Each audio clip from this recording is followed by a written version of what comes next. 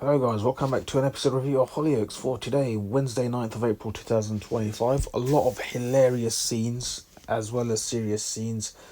Jez has poisoned Sienna, put something in her tea, the poison, so she collapses. So in an attempt to get Dodger back to the village, it has worked in his favour because when she was talking to Leela, Sienna collapsed and Jez happened to rush over and then used Maxine's phone to call Dodger. What I found really funny is the fact that Dodger was there in about 5 seconds. And that to me was a bit unrealistic, but it was hilarious, so I let Hollyoaks writers off on that. And Leela went to get a pillow, and then when she saw Dodger, Maxine, Sienna, Jez, Martha, Liberty all walking together, and the Usher music was playing. Usher, Hey Daddy, that was it. I thought that music was absolutely hilarious when Dodger walked in. Then Leela came back from her house with a pillow. She almost dropped it as soon as she saw Dodger because she was shocked, got the shock of her life. I think most of the residents did. Myra and Prince have seen Dodger and they were shocked as well.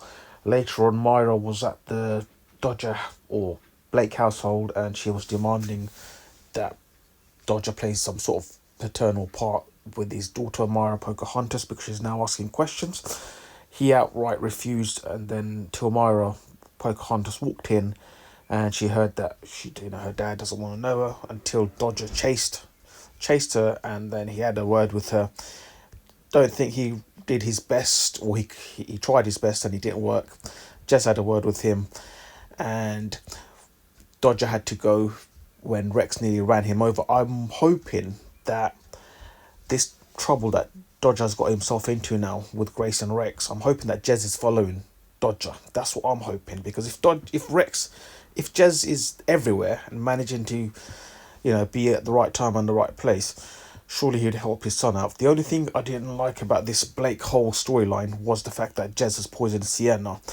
I just wish that wasn't the writing because I absolutely love the Blakes together. They're probably one of my favourite families, along with the Cunninghams and the Osborns and the McQueens. How can you forget the McQueens?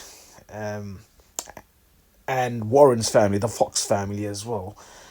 It's like they're one of my favourite families, and I really hope that there's no more poisoning because I don't want to see Jez and Martha being turfed out of Sienna's house, because I think right now what they got going on is really makes them a family.